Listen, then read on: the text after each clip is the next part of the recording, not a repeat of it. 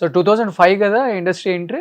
2005 April 18 Sri Rama Navami రోజు Annapurna studios. Almost 21 years. 1 years. 21 years, more than 100 films Yeah. As an actor, successful actor అని చెప్పుకోవచ్చు. చాలా movies లో almost Annavaram కానీ యాక్చువల్గా అశోక్ పిల్లర్ నాకు. Hmm. అశోక్ మూవీ నుంచే అన్నవరం వచ్చింది. Hmm. అశోక్ మూవీ రిలీజ్ అయిన July 13, 2006 రిలీజ్ అయింది మూవీ. ఓకే. July 14 మార్నింగ్ నాకు అన్నవరం డేట్స్ ఉన్నాయి. వెంటనే ఓవర్ నైట్ అంటారు కదా, నైట్ లైమ్ లైట్ లో వస్తాను.